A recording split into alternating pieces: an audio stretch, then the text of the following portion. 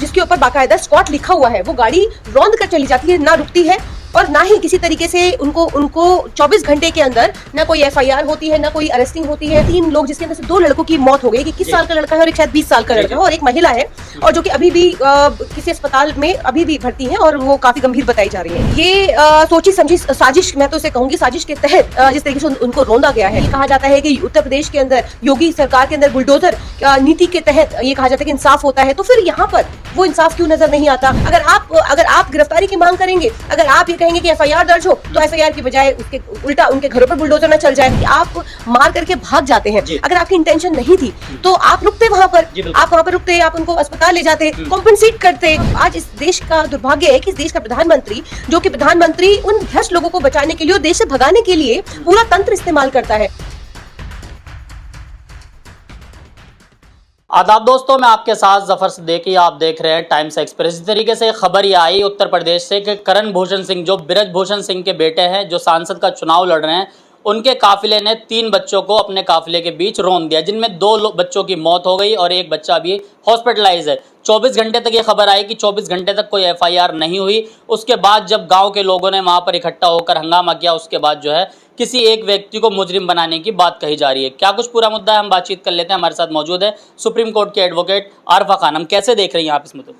देखिए, जिस तरीके से हम लगातार देख रहे हैं कि सोशल मीडिया पर वो तमाम तस्वीरें हमारे सामने आ रही हैं, किस तरीके से एक स्क्वाड जो गाड़ी थी, फॉर्च्यूनर गाड़ी, 3 लोगों को रौंद करके चली जाती है और रौंदने के बाद मतलब आप किसी को तड़पता हुआ, मरता हुआ कैसे छोड़ करके जा सकते हैं? देखिए, ये असल में इनका वो चरित्र है। आपने देखा होगा कि पिछले दिनों मोदी जी के जो किसानों के ऊपर जो मोदी जी के एक मंत्री अजय मिश्रा टेनी ने लखीमपुर खीरी हमें याद है, तो किस तरीके से किसानों के को रौंदती हुई वो जीप चढ़ गई थी। उसी तरीके से आप ये हमारे सामने दोबारा से, और उसमें क्या हुआ, हमने लखीमपुर खीरी में देखा कि उसमें क्या हुआ था। उसी तरीके से कोई एफआईआर नहीं हो रही थी, कोई अरेस्टिंग नहीं हो रही थी, लगातार दबाव बनाया जा रहा था, लगातार प्रोटेस्ट किए जा रहे थे। प्रियंका गांधी जी गई थी वहाँ पर, लगातार क्यों उनको उनके पद से बर्खास्त नहीं किया जाता है। कि जिस तरीके से ये कहा जाता है कि उत्तर प्रदेश के अंदर योगी सरकार के अंदर बुलडोजर नीति के तहत ये कहा जाता है कि इंसाफ होता है, तो फिर यहाँ पर वो इंसाफ क्यों नजर नहीं आता? तो हम देख रहे थे कि 3 लोग जिसके अंदर से 2 लड़कों की मौत हो गई, 21 साल का लड़का है और एक शायद 20 साल का लड़का है और एक महिला है, और जो कि अभी भी किसी अस्पताल में अभी भी भर्ती हैं और वो काफी गंभीर बताई जा रही हैं। बड़ा अफसोस होता है कि इस तरीके की तस्वीरें और स्क्वाड जिसके ऊपर बाकायदा स्क्वाड लिखा हुआ है, वो गाड़ी रौंद कर चली जाती है, ना रुकती है और ना ही किसी तरीके से उनको 24 घंटे के अंदर ना कोई एफआईआर होती है, ना कोई अरेस्टिंग होती है। तो आज इस देश का दुर्भाग्य है कि इस देश का प्रधानमंत्री, जो कि प्रधानमंत्री उन भ्रष्ट लोगों को बचाने के लिए और देश से भगाने के लिए पूरा तंत्र इस्तेमाल करता है। अपने मंत्रियों को, अपने सारे जो राजनेता नेता हैं, कार्यकर्ता हैं, उनकी जो भ्रष्ट जो उनके काम हैं, जो लोकतंत्र को तार तार कर देने वाले जो उनका जो काम है, उनको बचाने के लिए उनके जो बलात्कारी ये रैलियां निकालना, उनको प्रोटेक्शन देना, देखिए ये मोदी सरकार में अब ये बहुत आम सी बात है। लेकिन आज जहां हम खड़े हैं आकर के, वहां पर हम ये देख रहे हैं कि आज मोदी जी लोकतंत्र को लोकचंद्र जिस तरीके से बता रहे हैं, उनको पता ही नहीं है, उनको मायने नहीं पता है। जबान फिसल गई देखिए, प्रधानमंत्री जी की तो पिछले 10 सालों से जबान फिसल रही है। तो हम ये कहते हैं कि आखिर क्यों ऐसा प्रधानमंत्री हमें चुनना पड़ रहा है कि जिसको ये तक नहीं पता कि लकड़ी और लड़की में क्या फर्क होता है, उसको बेटी बचाओ बेटी पटाओ की भाषा का इस्तेमाल करता है। जिस तरीके से हमने देखा है कि बीते दिनों किन तरीके के शब्दों को इस्तेमाल करता है। अभी सोशल मीडिया पर हम देख रहे थे कि वो ये कहते हैं कि बापूजी के बारे में बोलते हैं। ये देश महात्मा गांधी का देश है, ये देश उनकी विचारधारा से चलता है, अहिंसा के रास्ते पे चलता है। ये हिंसा वाले लोग जो नाथूराम गोडसे को मानने वाले लोग हैं, तो जाहिर है नाथूराम गोडसे हिंसा के रास्ते पर चलने वाला आदमी कि वो कभी भी, और उनके जो मानने वाले हैं, उनके जो ये मोदी से लेकर के जो तमाम जो ये पूरी सेना है, देखिए ये हिंसा को समझते हैं, ये अहिंसा को नहीं समझते, तो इसलिए बापू को भी नहीं जानते हैं।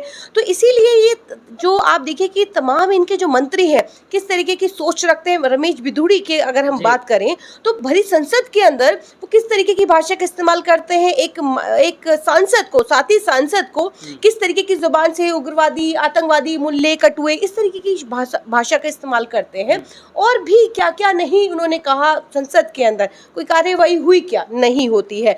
अजय मिश्रा टेनी के ऊपर कोई कार्यवाही हुई? नहीं हुई। इसी तरीके से आज अगर हम देख रहे हैं कि बृजभूषण शरण सिंह, ये वही बृजभूषण शरण सिंह है कि जिसके ऊपर आरोप था कि जो देश का जो गौरव जंतर मंतर पर महीनों तक इंसाफ की गुहार लगाती रही, वो बेटियां इंसाफ की गुहार लगाती रही कि उनके साथ जो मोशन को लेकर के वो जंतर मंतर पर बैठी थी, वो सरकार से लगातार वार्तालाप हो रही थी। लगातार ये कहा जा रहा था कि इनके साथ इंसाफ होगा। चार्जशीट के अंदर ये कहा जाता है कि अजय मिश्रा टेनी ने जो लड़कियां कह रही हैं, जो लड़कियां कह रही हैं उनके साथ जो उन्होंने बातें कही हैं वो सही है। तो उसके बावजूद भी ना कोई बर्खास्त, ना कोई गिरफ्तारी, ना किसी तरीके की कोई कार्रवाई होती है। तो हम ये देखिए, ये हम जानते हैं और आज हम देश बदलाव करने जा रहे हैं। जिस तरीके से हम देख रहे हैं, हम इंतजार कर रहे हैं कि 4 जून के बाद एक बदलाव देश में देखने को मिलेगा। और हम उम्मीद करते हैं कि गठबंधन की सरकार आए ताकि देश के अंदर लोकतंत्र बचा रहे, देश के अंदर जो संस्थाएं हैं, देश के अंदर जो एजेंसियां हैं, वो कम से कम निष्पक्ष होकर के काम कर सकें, जांच कर सकें। क्योंकि आज तो अगर हम जांच की भी बात करें तो आज जांच भी निष्पक्ष नहीं होती है। हम अगर किसी भी तरीके से, आज देखिए 24 घंटे से ज़्यादा वक्त गुजर जाता है, कोई FIR नहीं, कोई गिरफ्तारियां नहीं, कोई कुछ नहीं। अगर आप गिरफ्तारी की मांग करेंगे, अगर आप ये कहेंगे कि FIR दर्ज हो, तो FIR की बजाय उसके उल्टा उनके घरों पर बुलडोजर ना चल जाए। आज तो हालात ये पैदा कर दिए कि किस तरीके से उल्टा जो विक्टिम है उस पर ही दबाव बना करके केस वापस लेने के लिए हमने कई ऐसी वीडियो सोशल मीडिया पर देखे हैं, जहां पर हमने ये देखा है कि कहीं अगर कोई भाजपा का, बजरंग दल से, किसी भी दल से जो भाजपा के सहयोगी दल है, उनसे अगर वो ताल्लुक रखता है, उनसे आता है, तो फिर उनको ये कह दिया जाता है कि आप या तो अपना केस वापस लीजिए, नहीं तो आपके घर को बुलडोज कर दिया जाएगा, या फिर उनको किसी तरीके से डराने धमकाने के हमने बहुत सारे ऐसे लोग देखे हैं। अर्वा जी, जिस तरीके से ये मामला उत्तर प्रदेश का है, उत्तर प्रदेश में योगी शासन, ये कहते हैं कि वहाँ परिंदा भी पर नहीं मार सकता, सुरक्षित प्रदेश है, तो वहाँ पर एक इतना बड़ा का हादसा होना और उस पर मतलब कार्रवाई होना, क्या लग रहा है कि वाकई कार्रवाई होगी या फिर नहीं, या सब कुछ फिर ऐसे ही हो जाएगा जैसे बृजभूषण? हम तो लोकतंत्र के अंदर जो देखिए जो भी प्रक्रिया है, जो कानूनी प्रक्रिया है, वो होनी चाहिए। देखिए FIR होनी चाहिए थी, गिरफ्तारी होनी चाहिए थी, लेकिन मैं समझती हूँ कि आज इतने हालात बद से बदतर हो गए हैं और देश के इस नाजुक हालात को देखते हुए आज ये कहना पड़ता है कि जब देश की अदालतों के अंदर जज साहब जो इंसाफ करने के लिए इंसाफ का तराजू लेकर के बैठे हैं, और जो इंसाफ करने वाले जज साहब भी अगर ये कहें कि कोर्टों के ऊपर दबाव है, न्यायपालिका के ऊपर दबाव है, वो खुद बाहर आकर के न्याय की मांग करते हैं और उन पर इस तरीके से दबाव बनाया जाता है कि आज आप देखिए कि अगर वो बोलते भी हैं तो जब वो रिटायरमेंट उनका हो जाता है तो उसके बाद वो बोल पाते हैं। और कई तो ऐसे हैं कि जो आपके अगर पक्ष में अगर उन्होंने फैसला नहीं दिया तो जाहिर है, हमने देखा है कि जस्टिस लोया को देखा हमने कि जिस तरीके से उन्होंने बात नहीं मानी, तो आज वो हमारे बीच में नहीं है। तो देखिए ये अफसोस की बात है कि लोकतंत्र के सभी जितने भी स्तंभ है वो लगभग ख़त्म हो चुके हैं। 10 साल का बहुत बड़ा जो पीरियड था वो दिया गया, मोदी सरकार को दिया गया। जनता ने इस विश्वास से दिया था कि शायद बदलाव होगा, शायद कुछ चेंज आएगा, कि आज जो हमारी स्थिति है उससे और बेहतर स्थिति हो जाएगी, लेकिन उससे बेहतर की बजाय आप एडवोकेट हैं, मतलब जिस तरीके से 2 बच्चों की मौतें हुई, इस मामले में मतलब कानूनी प्रक्रिया क्या होनी चाहिए, किस तरीके से मतलब उनकी गिरफ्तारी होनी चाहिए थी?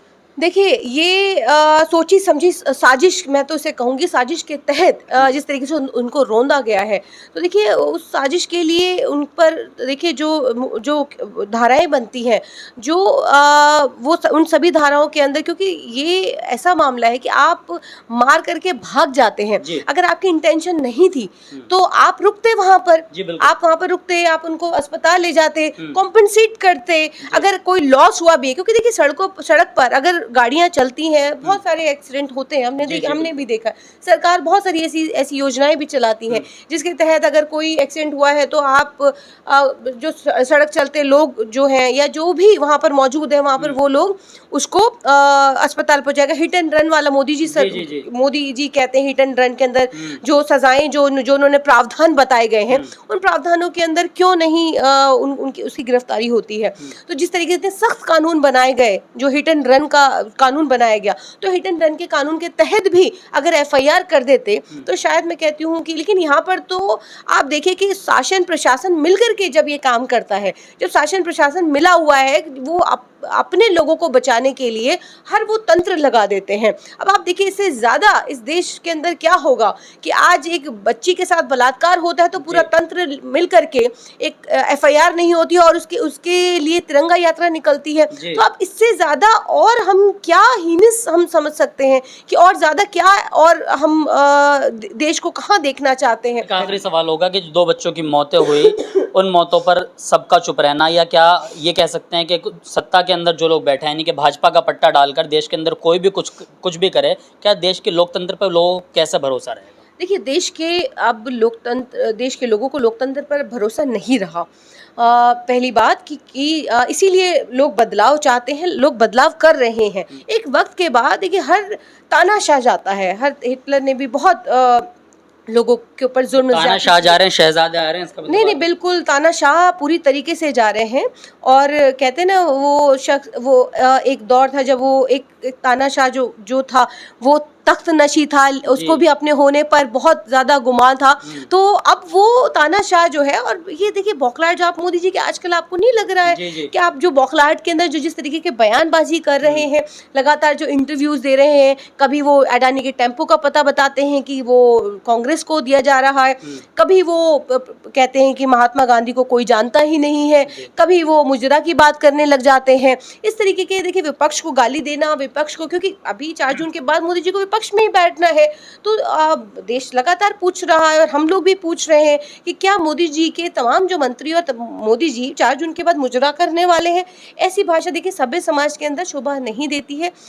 हम तो वैसे भी जिस तरीके के हम सामाजिक जीवन और सार्वजनिक जीवन के अंदर हम लोग कभी भी इस तरीके की भाषा का वैसे इस्तेमाल नहीं करते। वो तो फिर भी प्रधानमंत्री हैं, देश के भारत के प्रधानमंत्री हैं, तो देखिए इस तरीके की भाषा का इस्तेमाल प्रधानमंत्री जी के लिए देखिए वैसे भी अशोभनीय है। और इस तरीके की भाषा इस्तेमाल करने से पहले 1000 दफ़ा प्रधानमंत्री जी को सोचना चाहिए। लेकिन ठीक है, अब एक बौखलाहट है, एक डर है, एक खौफ है कि अब क्या होगा। अब काला छिट्टा जो 10 सालों का है, जो भ्रष्टाचार किया है, वो सब निकल कर आएगा। अब राहुल गांधी जी आ रहे हैं, भ्रष्टाचार, अब जो इनके जो राफेल को लेकर के आप कहिए, ईवीएम की घपलेबाजी कहिए, वो तमाम भ्रष्टाचार खुलने वाले हैं, सारे घोटाले खुलने वाले हैं। तो इसीलिए लगातार ये जो बौखलाहट के अंदर जो बयान दिए जा रहे हैं, हम लोग तो कह रहे हैं देश के प्रधानमंत्री हैं, और आने वाले वक्त में जिस तरीके से इनका जो स्वास्थ्य नज़र आ रहा है और दिमागी जो हमें हालत नज़र आ रही है, उससे हम सिर्फ यही कहना चाहते हैं कि बहुत सारे ऐसे लोगों को भी इंदिरा गांधी जी ने भी इलाज के लिए बुलाया था।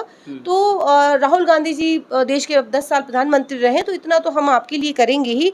आप विपक्ष में बैठने वाले हैं और विपक्ष के आप, मुझे नहीं मालूम कि आप विपक्ष में किस भूमिका में रहेंगे, लेकिन फिर भी आपके इलाज का पूरा खर्च जो है वो कांग्रेस पार्टी उठाने का काम। चलिए, बहुत बहुत शुक्रिया। हमारे साथ आरफा खानम एडवोकेट थी, तमाम सवालों के जवाब दिए। इन्होंने कहा कि प्रधानमंत्री की जो है विदाई तय है, वो बौखलाहट उनकी नज़र आ रही है। और दूसरी बात जो हमने जिससे सवाल शुरू किया था, यानी कि जो 2 बच्चों को लेकर हमने सवाल किए थे कि 2 बच्चों की मौत हुई है, उस पर कार्रवाई सख्त से सख्त होनी चाहिए थी, क्योंकि उनके पिता के ऊपर भी आज तक कोई कार्रवाई नहीं हुई, जिनके ऊपर सुप्रीम कोर्ट ने जो है खुद FIR कराई थी। आप इनकी बातों से कितना सहमत, अपनी राय जरूर दें। देखते रहिए टाइम्स एक्सप्रेस।